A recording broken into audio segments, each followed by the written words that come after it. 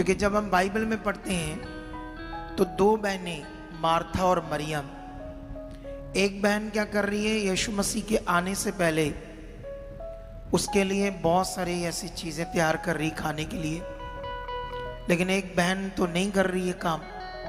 जैसे यीशु आया उसके चरणों में बैठ गई परमेश्वर का वचन सुनने के लिए, लेकिन जो दूसरी बहन खाना बना रही थी, चीजें कर रही थी, वो कुड़कड़ा रही थी और यीशु मसीह को आकर कहती है, प्रभु इसको कोई चिंता नहीं तेरी, देख मेरे साथ ये साथ नहीं दे रही कि हम दोनों मिलकर तेरी वो क्या करें, अवभगत करें, तुम्हें रिस्पेक्ट करें खाने के द्वारा, चीज़ों के द्वारा, तो ये तो आपके पास बैठी है।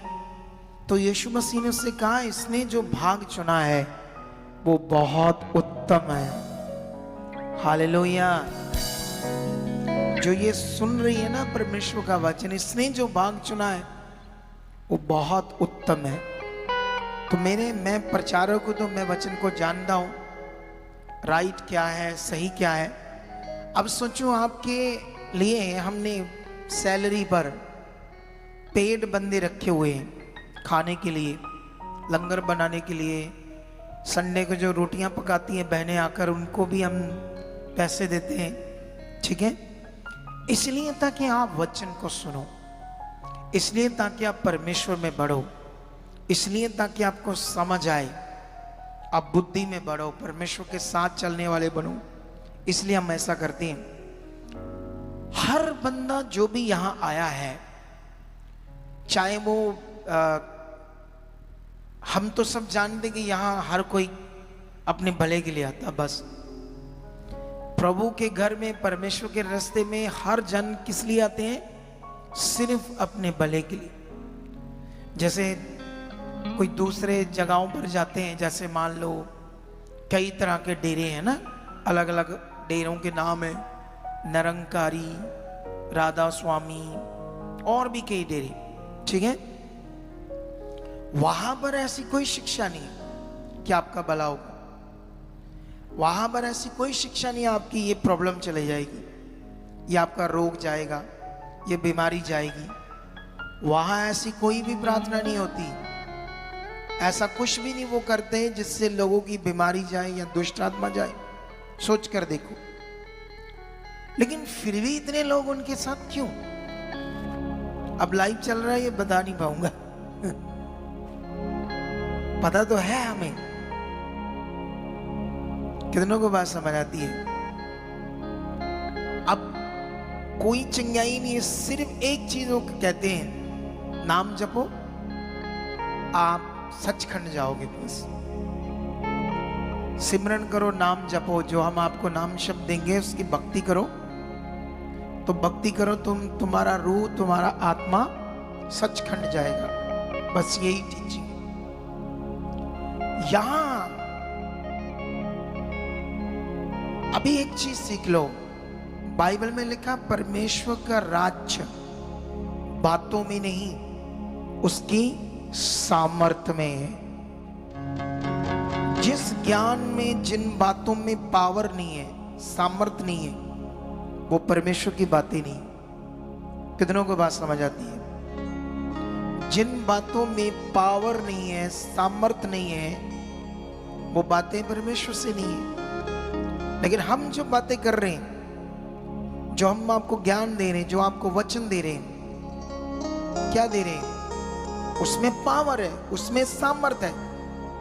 अगर फिर भी बंदा ये पावर देखकर, चमत्कार देखकर भी अपना मन नहीं फिराता, जो सुन रहा है, समझ रहा है, उसे करने में ध्यान नहीं देता, तो फिर तो मैं उससे बोलूंगा तूड़ी वाली बुद्धि। फिर तो उससे बाइबल में क्या लिखा, जो लिखा वो आपको पता ही है। कितनों को बात समझ आती है? बाइबल में ऐसे लोगों को मूर्ख करके लिखा है। ये देखो, एक वचन पढ़ता हूं मैं आपके लिए।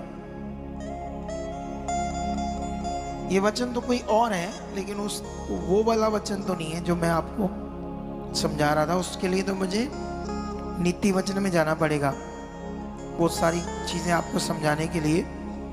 नीति वचन में तुम जब पढ़ोगे तो हजारों तुम्हें वचन मिलेंगे मूर्ख और धर्मी, और बुद्धिमान के ऊपर। जैसे अभी मैंने खोला ही तो नीति वचन ऑलरेडी खुल गया, और खुला ये 21-22 अध्याय, ठीक है।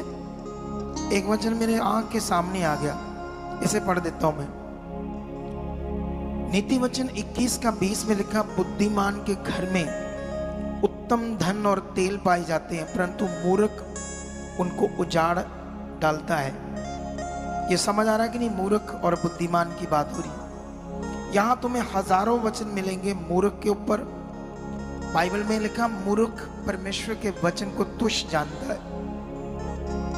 मूर्ख आलसी होता है, मूर्ख जो सुनता उसे नहीं करता है। लेकिन हमें समझना है, बाइबल में लिखा, जो मूर्ख है, जो उसे सुनता है उसे नहीं करता है। लेकिन हम तो परमेश्वर के चुने हुए हैं। हालेलुया। यहां पर मैं जो आपको वचन पढ़ाना चाहता हूं, उसके लिए मैं जाऊंगा कुरिन्थियस में, ठीक है। कुरिन्थियस का एक वचन है आप लोगों के लिए, ताकि आप इस वचन को समझो क्या कहा है परमेश्वर ने। 1 कुरिन्थिया 1:18 में ऐसे लिखा, क्योंकि क्रूस की कथा नाश होने वालों के लिए मूर्खता है, परंतु हम उद्धार पाने वालों के लिए परमेश्वर की सामर्थ्य। कितनों को बात समझ आती है आज? अब परमेश्वर जो बात कर रहे हैं वो बहुत बड़ी है, बहुत बड़ी। अब तुम्हें परमेश्वर की बात कैसे समझ आती है, तुम्हारे मन के ऊपर है। तुम्हारे पास कितनी बुद्धि है। एक मैं ऐसा हुआ जो बातों को बहुत सरल करके समझाता हूं, नहीं तो बहुत जगह पर तो लोगों के ऊपर से निकल जाती बातें। कितनों को बात समझ आती है? मैंने किसी से मीट कर रहा था और उन्हें मैं समझा रहा था कि अगर कोई व्यक्ति इस मिनिस्ट्री में आकर भी नहीं समझ पाया, आगे नहीं बढ़ पाया, तो फिर तो वो मूर्ख ही ठहरा, आप बुद्धिमान ठहरा। क्योंकि हम जो ज्ञान दे रहे इतना सरल और खास तरीके से समझाते हैं ताकि लोगों को अच्छे से समझ आए। बुद्धि एक बड़ा विषय है जो मैं अपनी जीवन में रियलाइज करता हूँ, उसे समझता हूँ। जैसे हमारी टीम मुझसे बात करती है, कभी कभी ये ऐसे बिना कॉन्टेस्ट से बात करती मेरे साथ, तो मैं इन्हें फिर समझाता हूँ, आप मेरे से ये बात करने से पहले आपने खुद क्यों नहीं इसे समझा? आपको खुद को पता होना चाहिए। जब आपको समझ दो मुझसे बात करो, ये बात है। कितनों को बात समझ आती? मैं तो इसलिए समझाता हूं उनको ताकि उन्हें और समझ आए और आगे बढ़े। लेकिन याद रखना, मैं अपनी लाइफ में जब संसारिक था, जब मैं परमेश्वर को नहीं जानता था, तब भी मेरे अंदर अच्छी बुद्धि काम करती थी। याद रखना, आप जानते हैं मेरे अंदर एक मन होता था जब मैं संसार में होता था।